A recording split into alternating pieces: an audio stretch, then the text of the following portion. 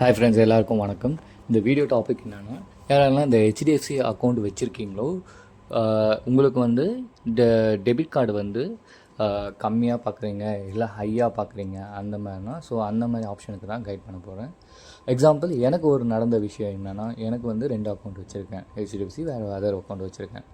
So இப்போ எனக்கு பார்த்தீங்கன்னா யூசேஜ் ரொம்ப கம்மி ஹெச்டிஎஃப்சி பேங்க்கில்.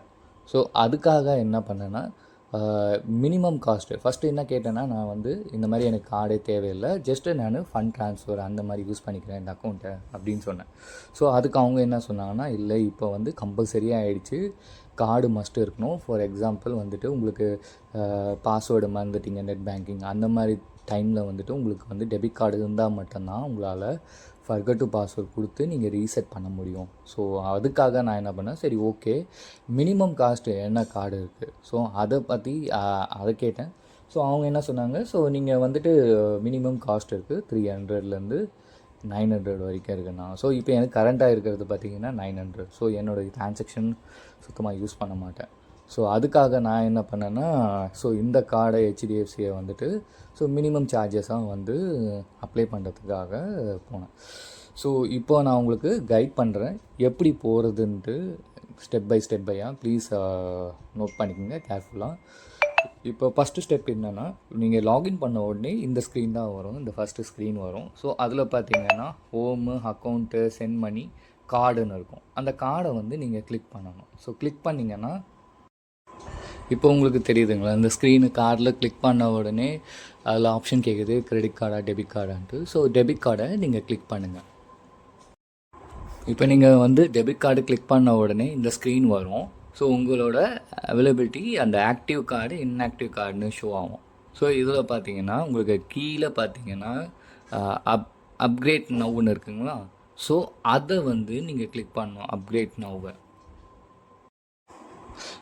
நவ்வுன்னு இப்போ கிளிக் பண்ண உடனே இந்த மாதிரி ஷோ ஆகும். ஸோ எனக்கு வந்து 2 பேஜ் தான் காட்டுது. ஸோ அந்த 2 பேஜில் ஒன்று வந்து 850 card plus 18% GST and one more வந்து 500. ஸோ நெக்ஸ்ட்டு ஸ்லைடு பார்க்கலாம். இப்போ அடுத்த ஸ்லைடில் பார்த்தீங்கன்னா எனக்கு ஷோ ஆகுது பிஸ்னஸ் டெபிட் கார்டுன்ட்டு.